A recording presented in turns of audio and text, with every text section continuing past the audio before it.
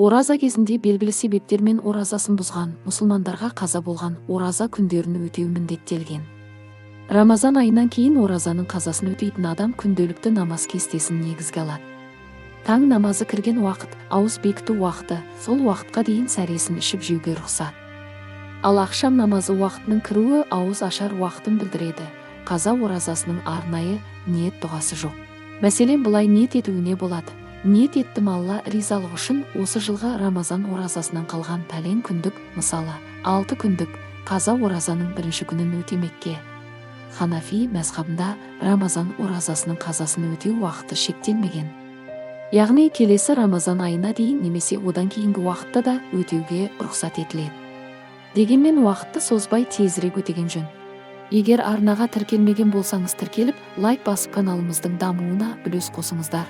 Қаза оразасының ниеті алдыңғы күннің ақшам уақытынан бастап ең кеш сәресі уақыты біткенге дейінгі аралықта жасалуы шарт. Ауыз ашарда қазақшалап тілек дұғасын жасауына болады. Егер түнде ертең қаза ораза ұстаймын деп ниет етіп жатқан болсаңыз, сәресіге тұра алмай қалған жағдайда еш нәр татпастан ауыз бекітіп қазаны ұстап кете бересіз. Ал жатарда ондай ниет болмаған болса, бұл күн қаза оразаға саналмайды. Өйткені қаза оразаның ниеті ең кеш сәресі уақытында жасалуы керек. Оразаны үзбей ұстау мәселесі 60 күндік кәффарат оразасына қатысты.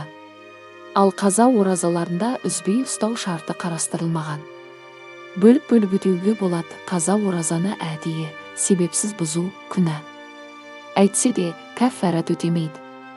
Сол күнді қайтадан ұстайды. Ханафи мазхабы бойынша қаза оразасы бола тұра нәпіл ораза ұстауға рұқсат етіледі. Дегенмен алдымен қаза оразаны тезірек өтеп алу жағына мән берген абзал.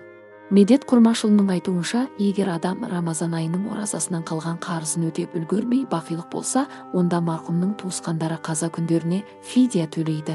Егер марқұм өсиет етіп кетсе, онда туыстары фидияны артында қалған дүниесінен береді. Ал өсиет етпесе, қаза оразаға фидия төлеп-төлемеу туған туысқандарының ықтияры, бірақ бергені дұрыс саналады. Алла тағала ұстаған оразамызды, берген садақамызды, қасиетті айда жасаған әрбір қайырлы істеріміздің сауабын еселеп жазғай.